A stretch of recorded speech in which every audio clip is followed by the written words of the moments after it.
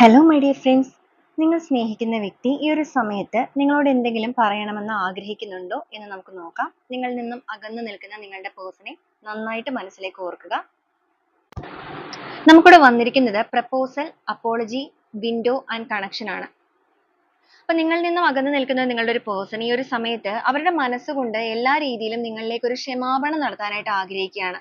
അതോടൊപ്പം അവർ നിങ്ങളോട് പറയാൻ ആഗ്രഹിക്കുന്നുണ്ട്. അവർ മനസ്സുകൊണ്ടിട്ട് എല്ലാ രീതിയിലും വേദനയോടുകൂടി തന്നെയാണ് നിങ്ങളിലേക്ക് അപ്പോളജിയുമായിട്ട് കടന്നു വരാൻ ആഗ്രഹിക്കുന്നത്. അപ്പോൾ ആ ഒരു സമയത്ത് നിങ്ങൾ അവരെ അണ്ടർഎസ്റ്റിമേറ്റ് ചെയ്യരുത്.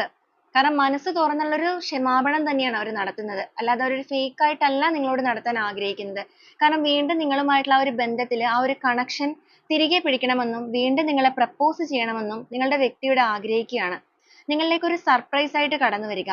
അവരുടെ മനസ്സ് എല്ലാ രീതിയിലും നിങ്ങൾക്ക് മുന്നിൽ തുറക്കപ്പെട്ടിരിക്കുന്നു. അല്ലെങ്കിൽ അവർ നിങ്ങളെ പൂർണ്ണമായിട്ടും മനസ്സിലാക്കാൻ ശ്രമിച്ചുകൊണ്ടിരിക്കുകയാണ്. ആ ഒരു കാര്യങ്ങളെല്ലാം നിങ്ങളോട് തുറന്നു പറയണമെന്ന് അവർക്ക് അതിയായ ആഗ്രഹമുണ്ട്.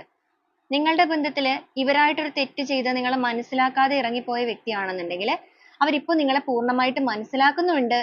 കാര്യങ്ങളുടെ ആ ഒരു ഗൗരവം അല്ലെങ്കിൽ എല്ലാ രീതിയിലുമുള്ള ഒരു സത്യമായ കാര്യങ്ങൾ ഇതെല്ലാം മനസ്സിലാക്കിയിരിക്കുന്നത് കൊണ്ടിട്ടാണ് വളരെ പശ്ചാത്താപത്തോടു കൂടി അല്ലെങ്കിൽ ഒരുപാട് വേദനിക്കുന്ന മനസ്സോടു കൂടി അവർ ആ ഒരു അപ്പോളജിക്ക് തയ്യാറാകുന്നത്.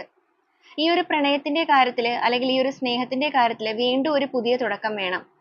പരസ്പരമുള്ള ആ ഒരു കണക്ഷൻ അല്ലെങ്കിൽ ആ ഒരു സോൾ ബ്രിഡ്ജ് അത് വീണ്ടും ഒന്ന് കണക്ട് ചെയ്ത് ആ ഒരു പഴയ രീതിയിലേക്ക് തന്നെ അല്ലെങ്കിൽ ആ ഒരു പഴയ ബോണ്ടിങ്ങിലേക്ക് റിലേഷൻഷിപ്പിനെ കൊണ്ടുപോയി അതിലൂടെ ആ ഒരു ബന്ധത്തെ ഫ്യൂച്ചറിലേക്ക് സക്സസിലേക്ക് കൊണ്ടുപോവുക.